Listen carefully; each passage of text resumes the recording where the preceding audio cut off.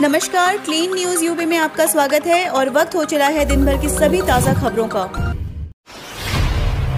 UP में शुरू हुआ देश का सबसे बड़ा मुफ्त राशन वितरण अभियान।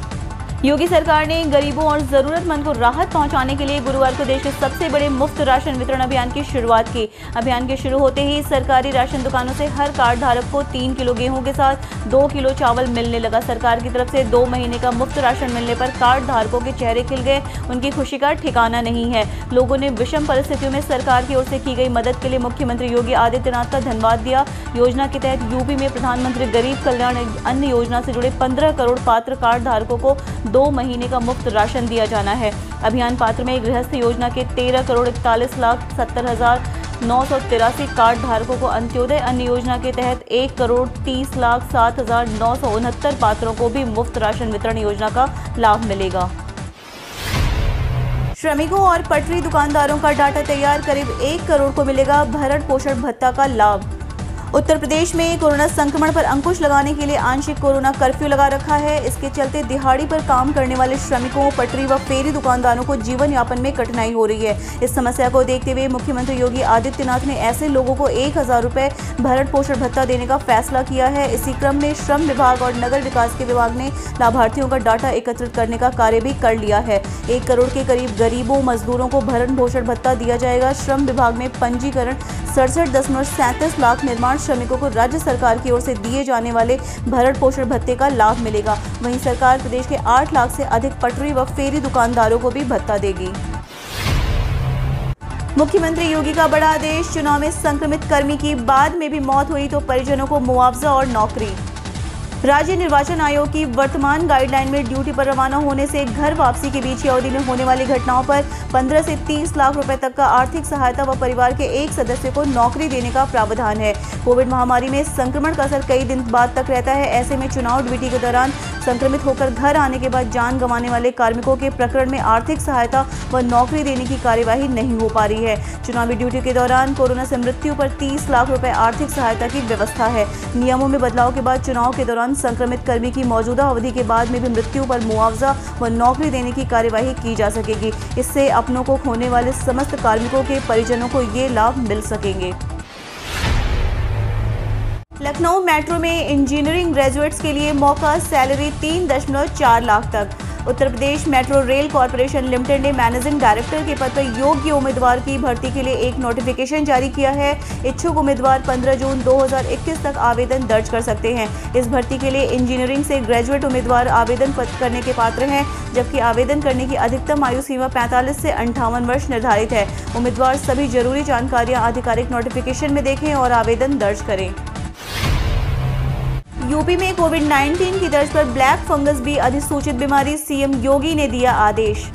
मुख्यमंत्री योगी आदित्यनाथ ने यूपी में ब्लैक फंगस के बढ़ते संक्रमण को देखते हुए अहम निर्देश शुक्रवार को दिए। बता दें, कोरोना संक्रमण और ब्लैक फंगस को लेकर सीएम योगी लगातार बैठक कर ग्राउंड जीरो की रिपोर्ट ले रहे हैं और अफसरों को निर्देश दे रहे हैं। सीएम योगी ने कहा कि पोस्ट कोविड अवस्था में ब्लैक फंगस के संक्रमण की समस्या बढ़ रही है। स्वास्थ्य विशेषज्ञों के परामर्श के अनुरूप प्रदेश सरकार सभी मरीजों को समुचित चिकित्सकीय उपचार की व्यवस्था कर रही है। केंद्र सरकार के निर्देशों के क्रम में कोविड की तर्ज पर ब्लैक फंगस को भी अधिसूचित बीमारी घोषित किया जाए। इस संबंध में आदेश आज ही जारी कर प्रभावी करा दिया जाए। सीएम योगी ने कहा कि इसकी दवा की पर्याप्त उपलब्धता सुनिश्चित कराई जाए।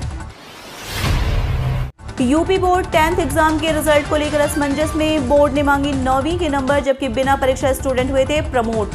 कोविड संक्रमण की स्थितियों के चलते यूपी बोर्ड की 10वीं की परीक्षा के आसार कम है। माध्यमिक शिक्षा परिषद ने स्कूलों से 9वीं की सालाना परीक्षा, 10वीं की छमाही परीक्षा व प्री बोर्ड के अंक वेबसाइट पर अपलोड करने को कहा है। इसको आधार बना के 10वीं की परीक्षार्थियों को बिना परीक्षा पास करने की संभावना पर विचार चल रहा है।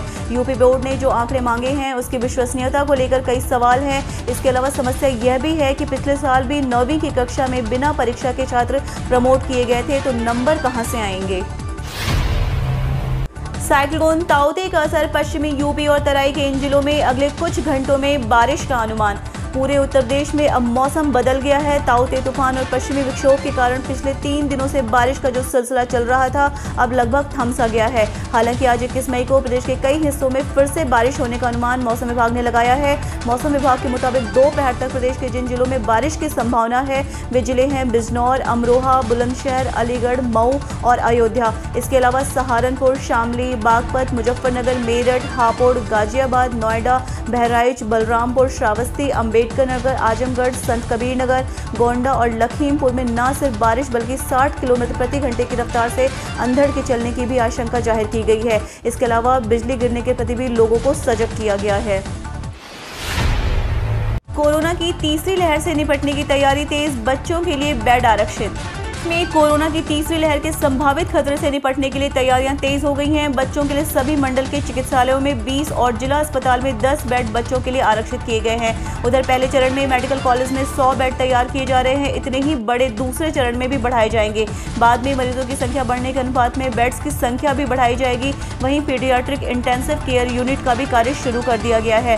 तीसरी लहर की आशंका में राज्य स्तरीय स्वास्थ्य विशेषज्ञों की चिकित्सा समिति इलाज से लेकर मरीजों को भर्ती करने की गाइडलाइन की तैयारी कर रही है। कोविड से बढ़ती मौतों पर मायावती ने जताई चिंता, योगी सरकार को दी ये सलाह।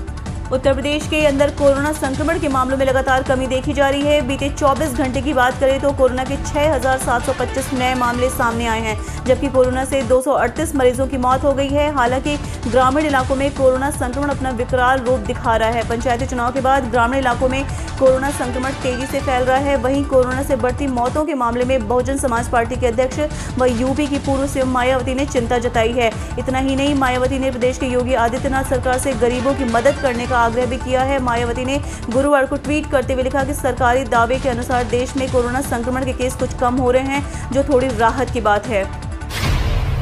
वहीं आज की आखिरी खबर पर डालेंगे कोरोना आंकड़ों पर एक नजर। उत्तर प्रदेश में पिछले 24 घंटे में कोरोना के 7,735 नए मामले मिले। रिकवरी दर 92.5%।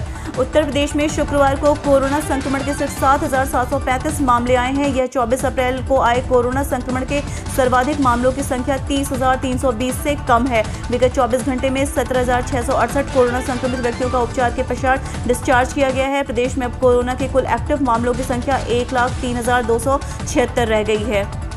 हम रोज ऐसी ही न्यूज़ लाते रहेंगे। यदि आपने अभी तक क्लीन न्यूज़ यूपी को सब्सक्राइब नहीं किया है तो फटाफट सब्सक्राइब कर ले। साथ ही बेल आइकन को दबा दें ताकि कोई भी अपडेट मिस ना हो।